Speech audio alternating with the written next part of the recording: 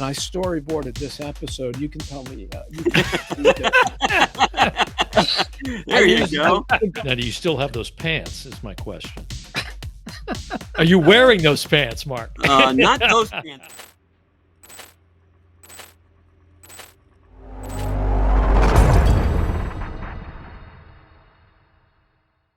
All right. So without any further ado, let's welcome into the Oh Brother podcast the self-proclaimed Godfather of Storyboarding, Mr. Mark Simon. Here's my picture. There it is. There you are. Mark. It was just slow catching up here. How are you? Hey, gentlemen. Good to see you Good to again. see you again. It's good to see you. Yeah, we should say right up at the top that for the folks that don't know, we had a chance encounter at Spooky Empire back in October. Yeah. And you were nice enough to come over. We were almost sharing a wall, so to speak. And we had a good conversation there. We said, hey, we ought to get you on the podcast. And some months later, here we are. We wanted to do it then, but it was so noisy, as you know. Oh, it was that crazy there. Yeah. That one guy that would announce, Robert England is leaving the building. It was like every minute that would go off. And then there was the band down at the end of the aisle. Right. Oh, man, were they loud. Like the rock and roll cellist and, all kinds of that was actually pretty cool to listen to. It was cool to watch too. It was nuts. Yeah. Yeah. It was crazy. So how have you been? Yeah. How you been since October, since we saw you last? Well, since then, the strikes have ended and production is back. I'm busy working. So good. Doing actually two murder show and a horror show. So I'm back and forth. I'm working with Kevin Bacon on a series right now. So that's fun. Oh, no kidding. Cool. Is it now are these things that you can elaborate on, or is it you can't? Well, say I can tell you what it is because it's not. I just can't tell you, what happens in it. But it's the bondsman. He's been posting photos from the set. So it's a Blumhouse production. Oh yeah, and Kevin Bacon's the star and executive producer of it. So cool. It's cool. In fact, up until about 2 minutes ago, I was drawing on it. So, well, you brought up two things that we had on our question list. One was about the strike. Are you part of one of the unions? I am. I am IATSE, the Stagecraft Union. Okay. So, and we supported the other unions when they went on strike. Plus, if the directors and the writers and the actors can't work, there's nothing for us. Right. So, right. Now we have our negotiation coming up because our contract is up at the end of July. Okay. And luckily, that's looking pretty good. The early word coming through the press.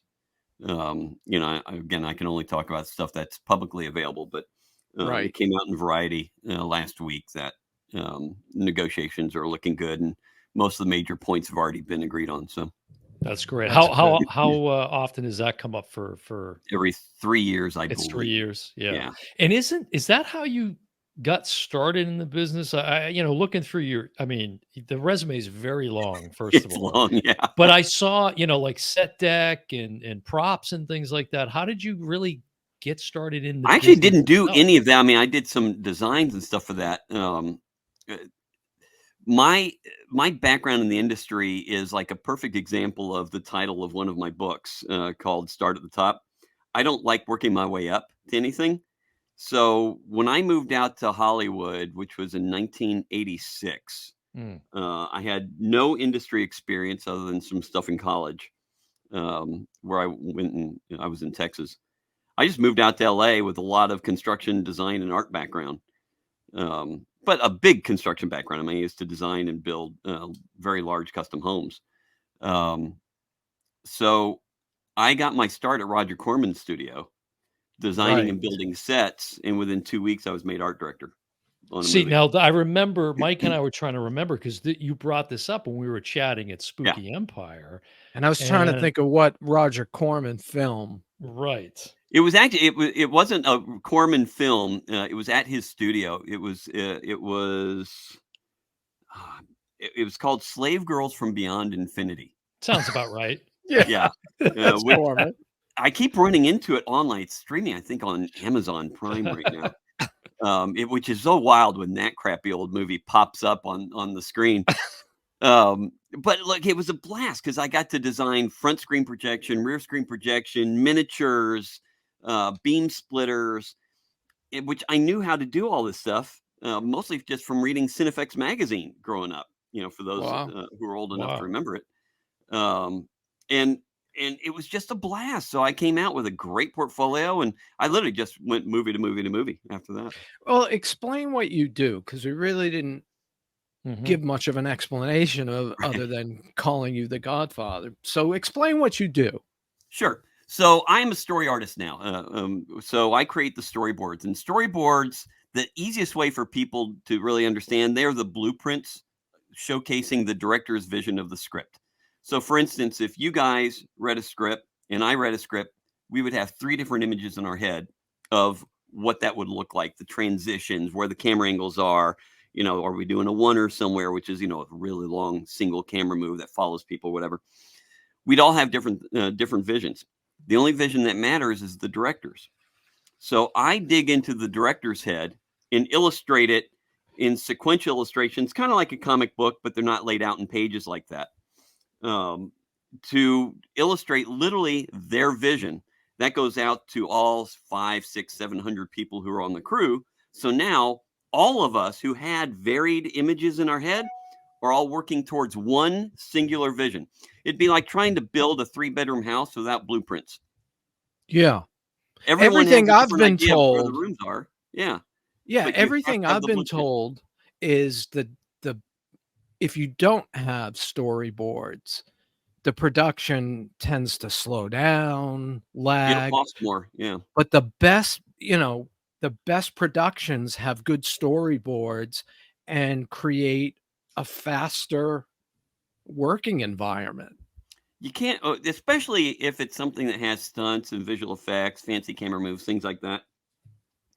You can't budget and schedule a project, film or TV or commercial, without storyboards. Because again, the wrong person, the production manager, is trying to determine, oh, well, we need these things and this much time to shoot it. I'm One of the things I use as an example all the time. There was the movie McHale's Navy, not the old TV series, but we did a movie of it with Tom Mhm. Arnold Mhm. Yes.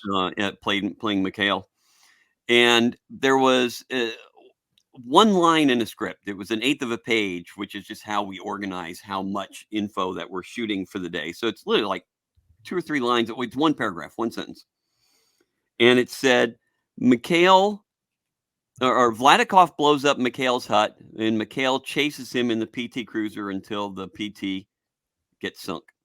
That's what it said. Well, it ended up being this multiple explosions, gunfire, boat chases all through the Acapulco Bay. So it ended up being 4 days of shooting in Acapulco for that one sentence. No Mm. way you could estimate that without having all these storyboards with all the different stunt guys and effects and all that kind of stuff that we needed to be able to do. So you can't properly budget and schedule and plan a movie or a show without what I do. Right. Now, And how is uh, I was just gonna say, are you an artist by nature, Mhm. yeah. or did you have any formal training in art, or you just were good at Yeah, I've drawing? always been an artist, to the point where, see, my dad was a musician and an engineer. Mm. So he wanted me to play instruments, piano or guitar. So I went through years of music lessons, and I always came home with cartoons drawn on my sheet music. And they finally realized maybe we're putting our efforts in the wrong area. But yeah, I always had art classes. I was always getting private tutors. I had my first professional commissions when I was 12. I had my I was actually designing and building my own line of skateboards for Schwinn when I was 12. When I was 15, I started doing architectural renderings. I started an ad agency when I was 17, which I paid my way through college with. Um, so, and then I moved out to LA, designing and building sets and art directing, but I wasn't drawing. So years after working, Actually, I had already moved out of LA to Orlando. My wife and I moved to Orlando to help open up Nickelodeon when they went national. Oh, Like okay. And so 90 something, or was it 90, 80? yeah, it was Yeah, 1990 Okay. exactly yeah. at Universal Studios. Mhm. They We both all came live down to action, Florida at the same time. yeah, all live productions were shot there, and so she and I literally opened the studios. The concrete wasn't even set yet Hmm. when we were working there. Um, so And that turned out to be the only legitimate movie studio, because Disney was promising a working movie studio, and well, so it was was for a number of Universal. years. Yeah, I mean, they and did the Mouse Nickelodeon was the Club and main a one. bunch of things there. Yeah. Um, but Universal was much more, until we lost the incentive in Florida. Mhm. Um, and then Right, all production left the state, right. including me. I mean, after Yeah. that, I left and moved up here. I'm in Atlanta now. So, yeah, Which There's a is a lot very there's a lot busy going on in Atlanta, a yeah. it's lot the of things biggest filmed state there. in production in the country, bigger than New York and bigger than LA now. Yeah. And is it incentive-wise? Do they give good incentives to bring productions Yes, there? 30% tax rebate. Wow. Yeah, It's huge. Wow. figured as Yeah. much. So did you Um, go to was it a traditional high school? Did you go to a trade school? Because like you mentioned like custom houses, and when you first get to LA, you're doing some of that like set deck and stuff like that. Whereas you had the creative background in drawing and everything at such a young age. Well, it was a public school that I went to. I thought about trying to go to one of the uh, art school. There's a private art school in downtown Houston, um, where I was raised, but I it was I was actually in the largest high school in the state of Texas. It was over 4,000 students there, and for the most part, it was great. And it was right around the corner, and which was important because I was working full time through junior high and high school. So I would literally drive to the job sites and start the job sites going, drive to school even before I had a license, do my schoolwork, and then drive back to the job sites, finish up what needed to be done, close everything down, then drive home for dinner. So that was my junior high and high school years. Um, so I had to be close in order to actually do everything I was doing. So I had a different kind of childhood growing up because of all that. so you're living in Mm. Atlanta, Hmm. but do you have to be on set or meet with a director? Can you do it all virtually, or are you a, like, frequent flyer? I actually wouldn't mind flying more than what I'm doing, but COVID really made almost everything virtual, Mhm. Right. uh, which was easy for me because I'm one of the first people who was doing virtual storyboarding in the industry. I was one of the pioneers in how to make best use of it. So I do what we're doing right now, with a video call, and then I share my screen. So I'm literally sketching out the storyboards as the director is describing what they want. So I'm getting approvals in real time.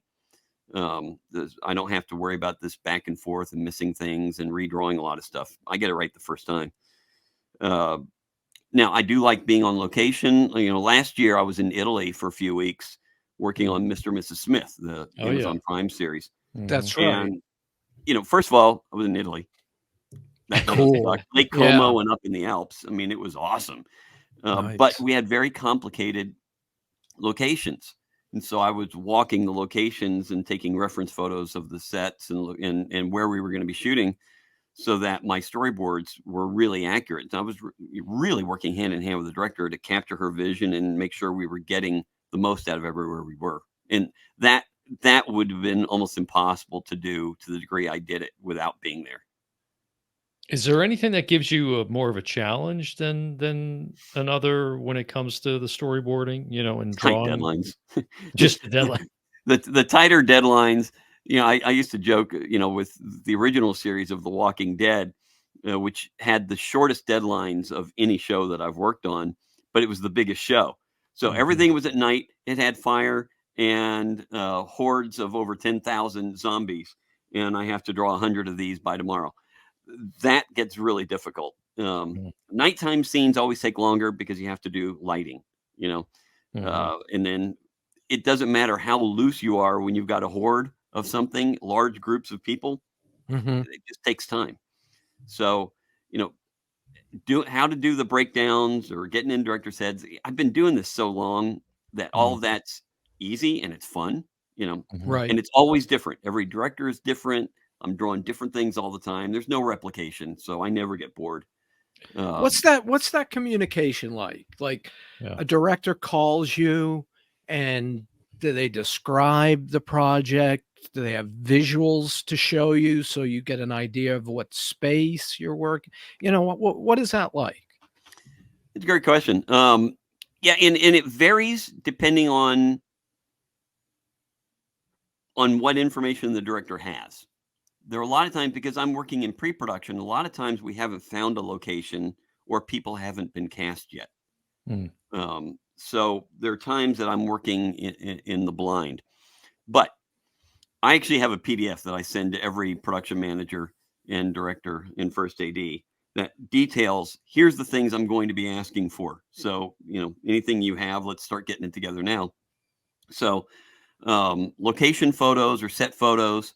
I like overhead plot plans so I can see looking down on something. We can plan where the cameras are going to go. Casting names, hopefully headshots. I go to wardrobe and ask them for samples of what the characters are going to be wearing in the different scenes. Some directors do written shot lists. I want to do a close up here, then a wide there, and then a camera crane here. Others do their own rough thumbnails, like a director I'm working with now does a lot of his own thumbnail work. Some don't have any idea, and they just give you, and they just say, "Well, I kind of want to feel like this." You go away and sketch it, and everything in between. Um, I try to get as much reference material as I can, so at least I'm accurate, and I Mhm. know, and I even ask things that most people don't think about, which is, all right, so we've got this gun battle. Is this character the actor right-handed or left-handed? Mm. Right. See, I It's Yeah. wouldn't think amazing. of All of a that. sudden, The everyone's details. thinking right, but the actor is left-handed. Well, that changes all of our setup. Everything. Yep. Yeah. And I also make sure I also tell them I need to see the whole script. Don't just send me sides, and sides are just small portions. An Mhm. actor might get sides which are just their lines, not the whole thing. Right. Sometimes production will want to send the story artist, well, you're only doing this one scene, so we're just giving you that side. And I keep telling them that's not good enough. Send me the whole thing, because if someone gets shot 3 scenes earlier, I won't know that. And all of a sudden I'm boarding them running normally when all of a sudden they're missing their left leg. So I Mhm. have to know the entire story because I'm telling the story. Right. Now, how does that work? Is there ever an occasion when when there's more than one storyboard artist on a project, or and often are you more of a day player? Are you contracted for a full production? How does that work?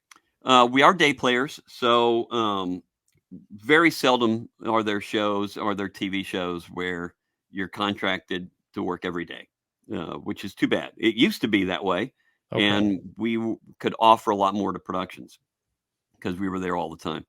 Now it's day playing, so that's why I'm always like right now I'm doing You for Netflix and Mm. Bondsman for Amazon, um, plus commercials. Uh, all right, you had two questions there, and I was answering one of them. And I'm forgetting what the other question Well, was. is there ever a situation where you're collaborating with Oh, right. another? Yeah. Usually not on TV shows. Usually Okay. it's just one artist, although I do have assistants that help me. So if I'm overlapping jobs too much, I have other artists that will help me just finish up what I need to, just because I stay so busy. But that comes out of my studio's fee. I pay them, not the big productions. Now in movies, quite often there's a crew of storyboard artists. Mm. Um, One exception on TV shows is something like Stranger Things. Mhm. There's generally one story artist that works with the director. The visual effects department has a story artist, and sometimes there's an earlier story artist that's working with the producers. So there are different ones, but generally they're not working on the same thing at the same time. But that's unusual, and that's just a gigantic show. I was on that on the previous season, and the other story artist and I almost really never even saw each other. Mm. Hmm. So um, What this seems like such an esoteric job. You know, we always joke about planes, trains, and automobiles and Mhm. how John Candy, his job is a shower curtain ring salesman. Yeah, exactly. I don't mean to put it on that level, but you're the first person I've ever met that's been a storyboard artist. Yet Mhm. there's got to be tons of them, and you've been doing it since you were a kid. You got to know all the players, I would think. It's a pretty solitary existence, because even when I'm on location, I only meet with the director and the director of photography, and Okay. sometimes one other person. That's it. Okay. I'm not on set. I'm in the office or my own studio. So during the strikes, I wanted to change that. So I reached out to the world's top live action story artists, and I said, I want us all to become friends. So I formed a group. It's not a legal association or anything. It's a place for us to hang out, share stories that are not public, so we can be directly brutal and honest with each other, Right. um, and get to know each other. So I put together. There's a group of 75 of us that are the top story artists all around the world, Wow. and I have our own private social network set up.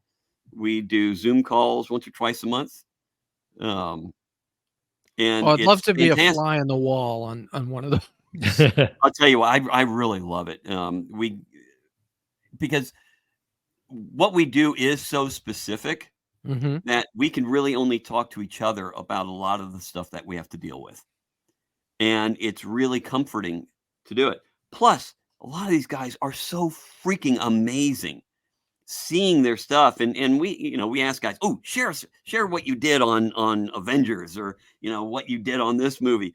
And that is, all of us are like, "Oh my god, that's so cool." And we, up until I set up this group, we never had that opportunity to, share our work with others, and to also share with others how great we think they are. Mhm. So it's Right. it's really been a fantastic thing. Yeah, without a group like that, I would think it would be a very competitive, I'm going after this job, or kind of like actors, that audition, and they might audition 100 actors, but only one gets picked. But I'm It happens guessing, with us sometimes too, but yeah, I just don't see it. None of us are angry that someone else says it. Generally, one of us will go, "Oh man, I was up for that. You got it. How cool is that? Are you enjoying right. it?" And that's usually our attitude But I about mean, let's be honest. You're the Godfather, so they have to kiss the ring ultimately, don't they? Now, it. is it predominantly male dominated field? It Especially in is. live action, there's a lot more women in animation storyboarding, and there's a Mm. lot of differences between the two. So very few people cross over and do both. Um, Can you speak to that a little bit? I was curious sure. about the differences there in the styles or the Um, approach or well, there's a few different things that make it different. Numbering is completely different. What a scene is in animation is totally different than a scene in live action. So, for instance, in live action, one scene is everything that you shoot at one point in time in one location. So, let's say we're in my studio. I might have a high wide shot, a couple close ups, one in front of me, one behind me. Those are all the different shots, but it's all one scene that takes place here. In animation, every time it's a cut to a different camera angle, that's considered a new scene. Mm. So the numbering is totally different. Style of artwork is different. Directors and producers don't want to see things cartoony. You need to be able to draw more realistically, kind of like comic books. Mhm. Um, for live action, um, you need to understand camera lenses. You need to understand editing. You need to understand a lot more about production in live action than Mhm. animation. Because if a director calls out, "All right, we're going to shoot this on a long lens," you need to understand why and how it's going to affect what you're drawing. Um, you know, if they're talking about, well, this is going to be handheld, or we're going to use a Ukraine on this, what does that mean? Mm. All right, we got a steady cam going here. I have to understand that and then detail it in my notes so that the rest of the crew knows it. Because if they tell me, it's important. So I make sure that everything, not only the visuals, but everything that goes into how the director is planning on making it work, I put down, and I help them figure out how to do that stuff. All Yeah. story artists do. We're part of figuring out the shots and figuring out how an effect is going to work and all that kind of stuff. I mean, we're in there putting together what you're going to see. Yeah, it really it makes me think. Mike and I have talked about it a lot on the podcast. Is like for us, the Mhm. episodes that we do, the story, if you will, is it's in the hands of the editor. That's where the storytelling takes place. And as you describe this, I'm like, storyboarding is storytelling. Now, what about anime? With that increasing popularity of anime, have you Well, got again, involved in that's that, or animation. yeah? The the biggest thing with anime is the art is very, very detailed, even for the Mhm. story artist. Yeah. So it takes a lot longer to do. And with live action, we're not doing all the acting.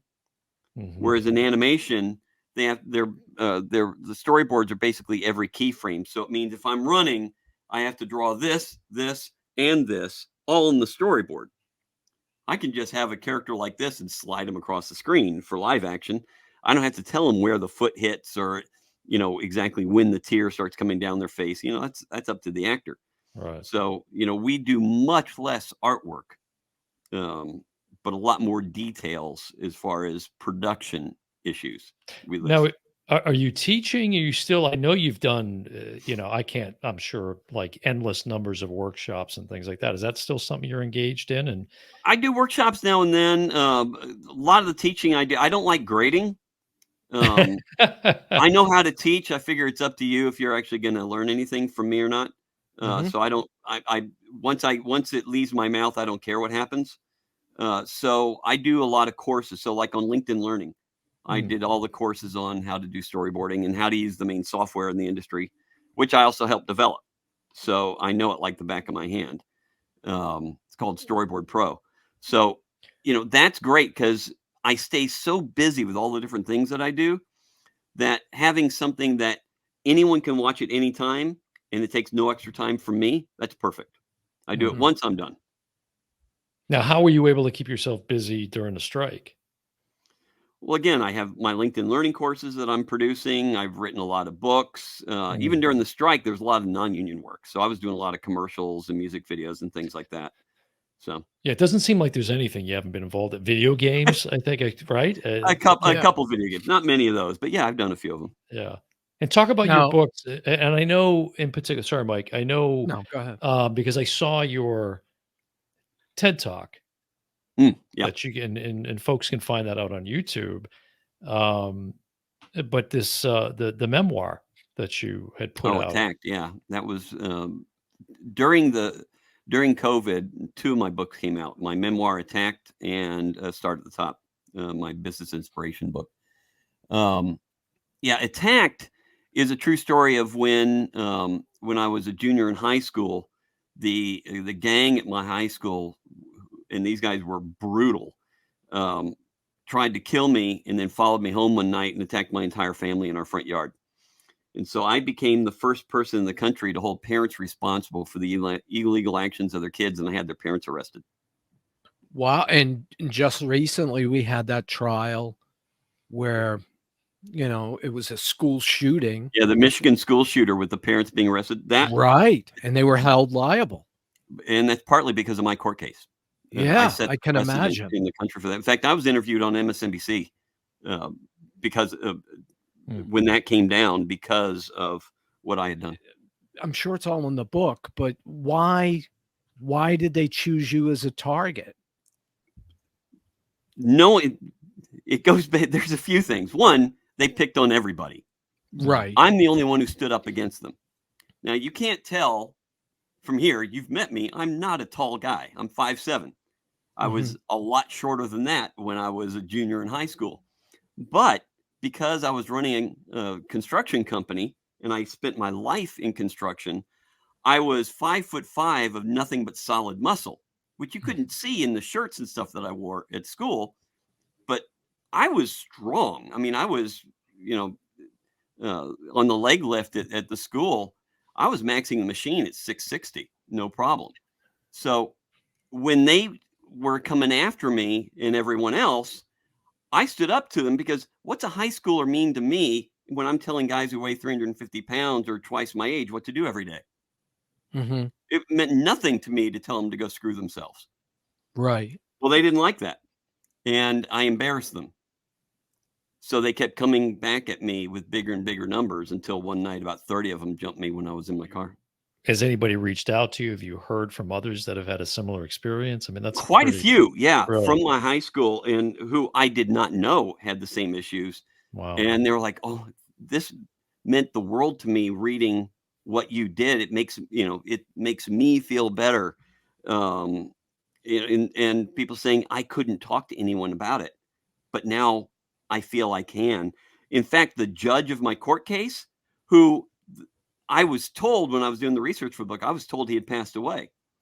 Well, it was a different judge that had passed away. My judge, McElroy, was still alive.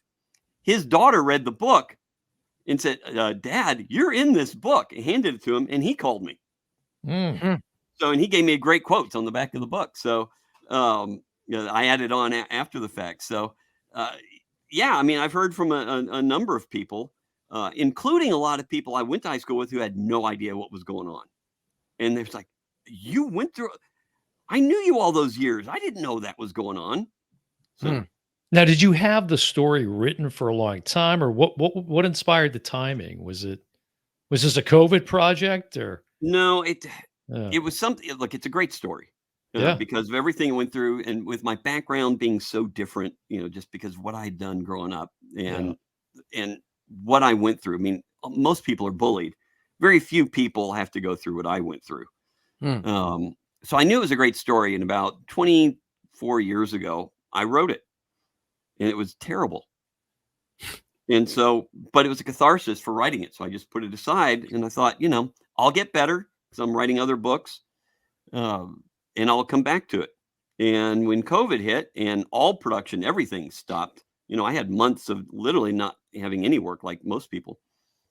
So I thought, well, now I've done over 6,000 productions in Hollywood and I've written a lot of scripts.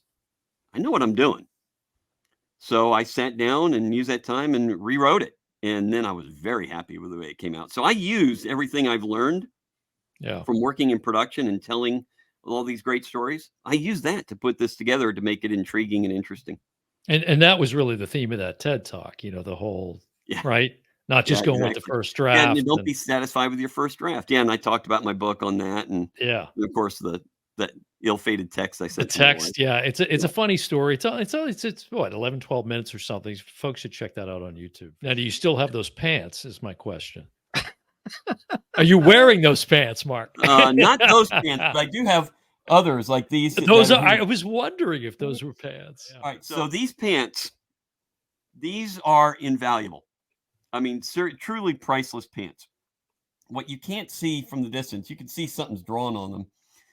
I am also a member of the National Cartoonist Society, which is a group of all the world's top syndicated cartoonists. Because I was syndicated years ago, Cool. and I was at the Weekend Reuben event, which is like the Oscars for cartooning, and I was wearing these pants because when I'm out at big events, I like wearing crazy clothing.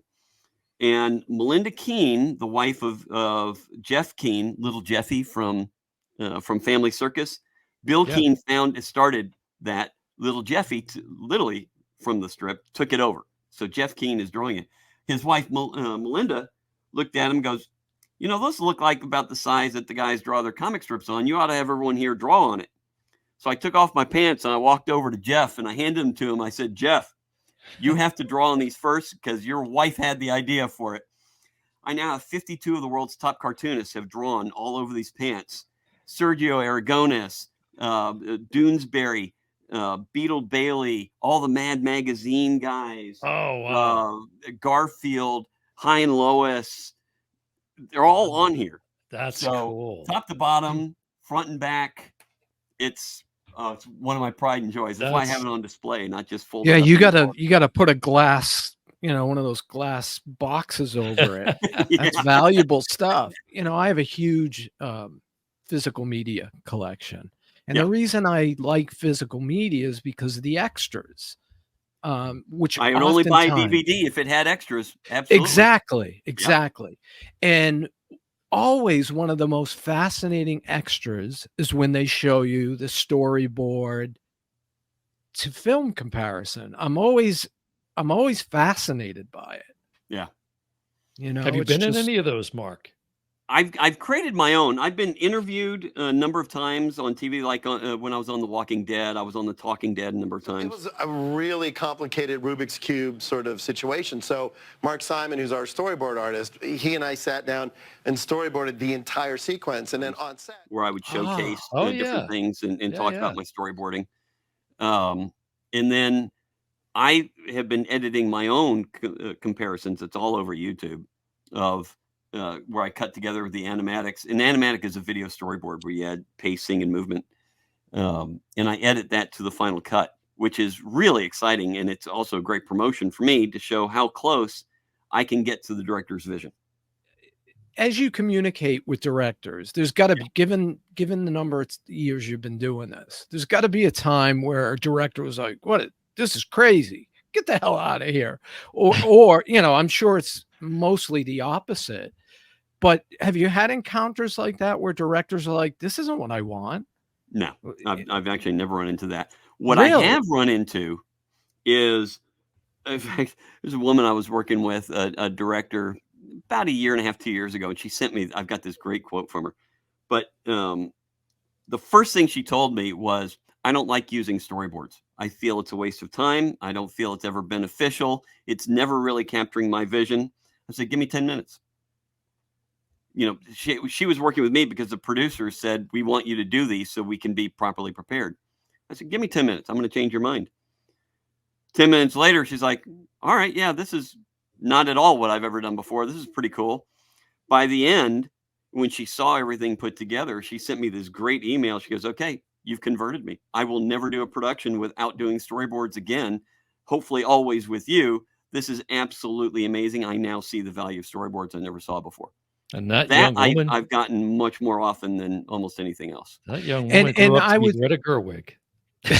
no, I would I wish suspect I were that would be the case because I always hear how, and a lot of directors do them themselves, but if you're somebody like me, who I couldn't, in fact, Dan doesn't know this, but I often storyboard our show, and I storyboarded this episode. You can tell me, you can critique it. I There you used go. the Godfather Oh, theme. I need to put the cotton in my lips. Yeah, this is you, and then Yeah. Dan is over here as Fredo, Hey, listen now. and then you know Remember when I people said have about editing and how that'll be Yeah. snipped out? You yeah. know, So I don't think I have a future. Is that what you're telling me, Mark? Well, that's good because if you could do everything, I wouldn't have a job. who were some of your inspirations coming up? Coming up, I didn't have any because I didn't know anything about storyboarding. Mm, There were no books specifically on it. I wrote the first book on storyboarding, yeah. and I've written 3 editions, and that's now in like 7 languages. So my book is Mm, actually the Bible of the industry. And I mm. wrote because nothing existed when I was coming up. There was animation books, like The Illusion of Life for Disney and stuff like that would have some storyboards in it. And then more Star Wars, came out with the making of Star Wars. It had a lot of Joe Johnston storyboard work in there. So his were probably the first ones I really noticed um, and paid attention to. A lot of us, who were near my age, his were the first ones because of the making of Star Wars art books. But once I realized I wanted to make the transition into storyboarding, and I went and talked to an agency and asked them for advice and see if they wanted to rep me, and they said, "No, you suck." So I showed up every week with new samples until they said, "All right, you don't suck anymore," and they started giving me work. Literally every week, I just show up every Friday with new samples until I was good. And but they were giving me samples of some of their top story artists. That then are who are now part of my group. So, like Dave Lowry, who did Jurassic Park. So Mhm. his were the first stuff. And Dave is also the nicest guy in the world. We've worked on one project together. We did a Netflix movie with Jon Favreau a couple years ago together. Nicest guy in the world, unbelievably talented. So literally his were the first postcards of samples where the agent was going, see how he did this? Do that. And so that was literally my first training, was looking at his stuff. What's the career outlook here, and what sort of With advice? AI coming up. Yeah, well, exactly. And Yeah. what kind of advice would you have for aspiring artists that may or may not even be thinking about getting into this as a career? Well, storyboarding is fantastic. It's what we do is not going anywhere anytime soon. There are AI programs that say they can do storyboarding. Nothing can replicate what I can offer you and get into your head. The director doesn't have time anyway, because they're answering 1,000 questions a day. So someone has to dig in the director's head and create the stuff, and it has to be someone who understands the industry. A PA can't do it because they don't understand what's going on. So even if we were using AI for image creation, which none of us do, it's still going to take someone with my talents and knowledge to be able to do it. Now, that said, there aren't any programs that can do storyboarding. I've tested all of them because I want to know what's going on. So I'm proficient enough to understand what's happening, but they can't. Not only does it take longer, but they just literally can't do what it is that I want to be able to provide. Now, concept artists, they're the ones that are being hit already, and prop artists, designers of props and things like that, illustrators, they're being hit hard because people without the abilities are creating stuff with AI. The biggest unfortunate thing is AI doesn't actually create anything. It just illegally uses other people's creations and morphs them around and spits it back out. Right. They're not paying for the rights to use that kind of stuff. Yeah, it's an interpretation of somebody else's work. And sometimes it's not original. They spit out a lot of exact replicas. Yeah. That's why there's a lot of lawsuits out against the AI companies right now. Yeah. So I'm not concerned with what I do. Straight illustrators and magazine illustrators, yeah, they're right now already being hit hard, and they're being let go from their jobs. So that's a rough part. Now, that will swing back because all AI looks the same, and true originality has to come from a creator. Yeah. There's only so creative you can be when all it is using existing things. Right. Yeah. And that was a big topic of a discussion, of course, focal point of the strikes. And, we covered that on the and it's in part of our negotiations too. I was wondering. Yeah. Yeah. Well, and that's public knowledge. That's been written about. The writers and the actors we're talking about AI, and of course it's in IATSE as well. So we will make sure it's dealt with in the contract, so we can't be replaced. Yeah. Now, you mentioned the bondsman, is there anything else coming up that you can share? What are you working on? And is there anything, I don't think there is, but is there anything that you haven't worked on that you'd like to work on? Oh, yeah. Some of the big Marvel movies would be a blast. Okay. I did one. Although I don't know if you want to be as associated with those recently. They're not exactly bringing their A game, Mark. Let's just say that.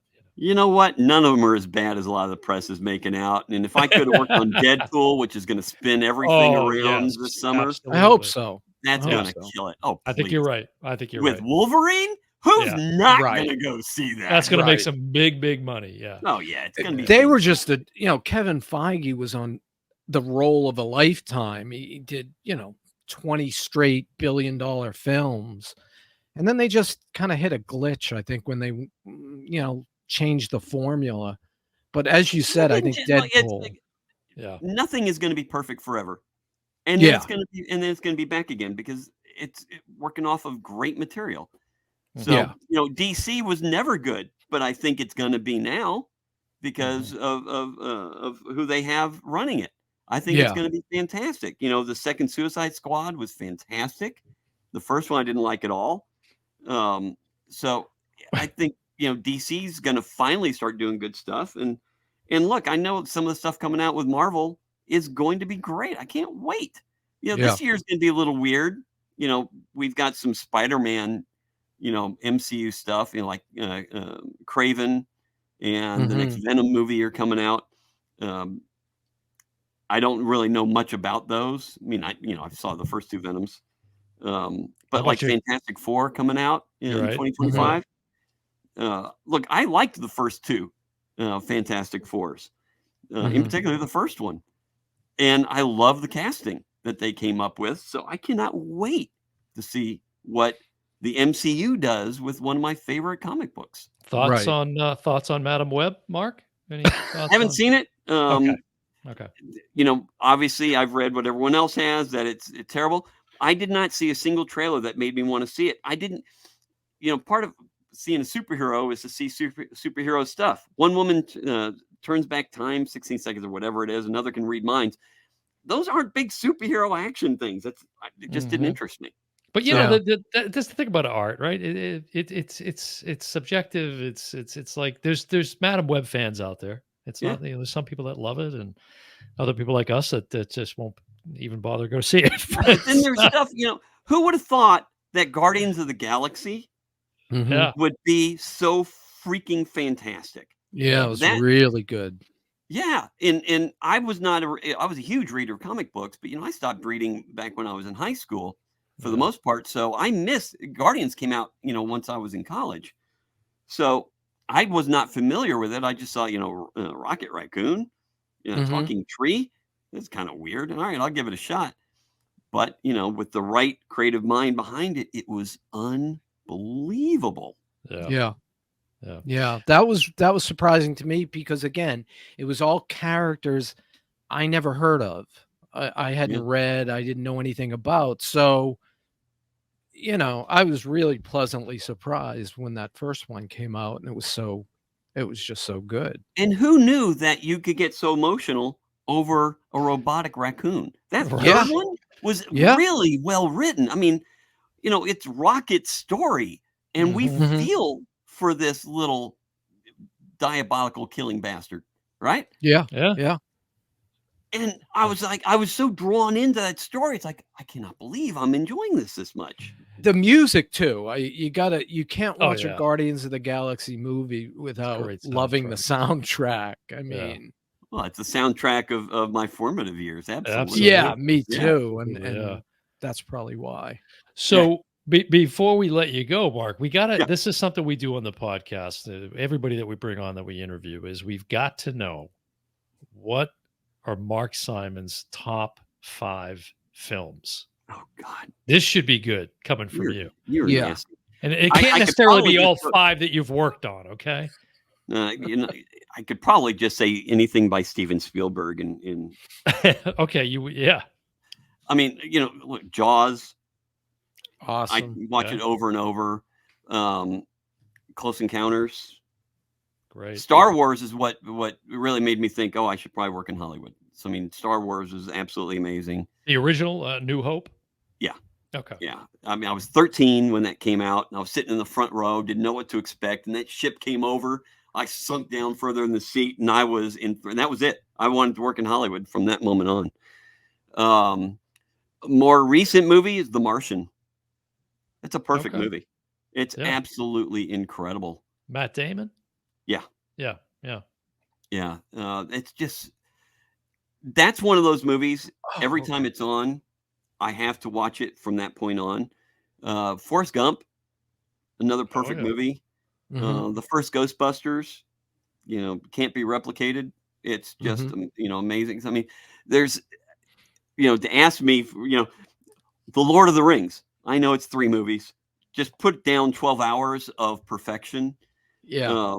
Because I'll only watch the long versions. In fact, my kids and I, a couple of years ago, actually it was during COVID, my boys came to visit, and we just spent one Sunday.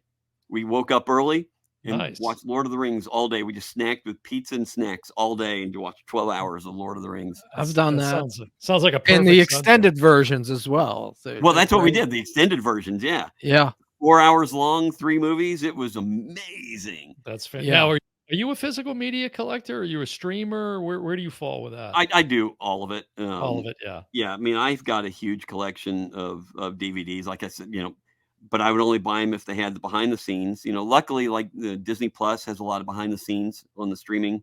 Yeah. Probably better than just about anyone else. Vudu, I'll only buy a movie on Vudu if it comes with a lot of extras. Same. And I've got a huge collection on Vudu as well. Yeah, Mark, it was great. We were talking earlier in the week, and the more we started preparing and talking about it, we said, I think Mark's going to be the most interesting person we've had Yeah. on the show, with the most diverse and lengthy resume of anybody we've ever spoken to. And I would Well, say when you that don't lived up die, to it. you tend to get a lot of stuff going on. I mean, it's, I've been around in the industry now like 37 years, and it's been steady. I've always worked in Hollywood, since I graduated college. I mean, literally 2 weeks out of college, I was living in Hollywood. So But it's been fantastic. But it's great. It's been cool to learn more about the craft Mhm. and shed maybe a greater light on it, hopefully for folks that aren't as familiar with it. And it's such a vital part of filmmaking. Yes.